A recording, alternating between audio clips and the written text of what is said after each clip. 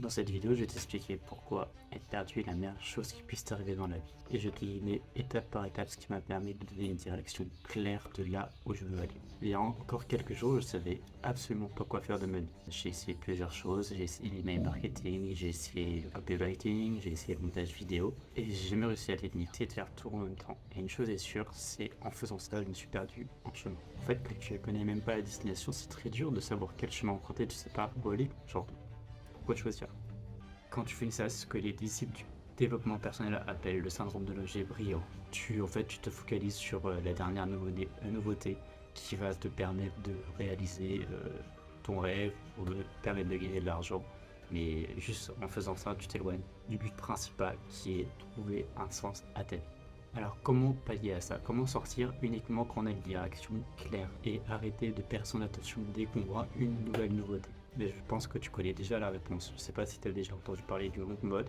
C'est un challenge qui te dit de rester focus 90 jours sur la même chose. Vraiment, je suis pas adepte parce que le but c'est d'arrêter de procrastiner et pas de te couper toute vie sociale. Mais il y a bien une chose que je trouve intéressante, c'est que en fait, il faut se focaliser 3 mois sur la même tâche. Est-ce que vous avez déjà réussi à rester 3 mois focalisé sur une seule chose? Moi personnellement, je pense que mon maximum ça a été 1 mois sur une seule chose, mais je n'avais pu pousser jusqu'à 3 mois. Donc ça va être des challenges. Une question que je me pose, c'est pourquoi on n'arrive pas à rester 3 mois sur la ligne? Je me lasse constamment, je perds confiance en moi, je me dis, vas-y, en fait, c'est pas fait pour moi. Pourquoi on arrive à ça? Pourquoi on arrive à ce type de réflexion?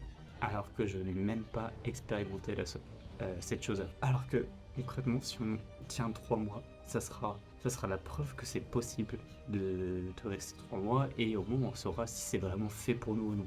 Parce que je pense que être perdu, c'est pas seulement acceptable, mais c'est nécessaire. Ça te laisse l'opportunité d'essayer tout ce que tu veux. Et ça, c'est une opportunité en or. Peu importe ton emploi du temps, dégage-toi 1 heure par jour pour te focaliser sur quelque chose qui te tient à cœur, un projet que tu as depuis longtemps et que tu fais que de repousser.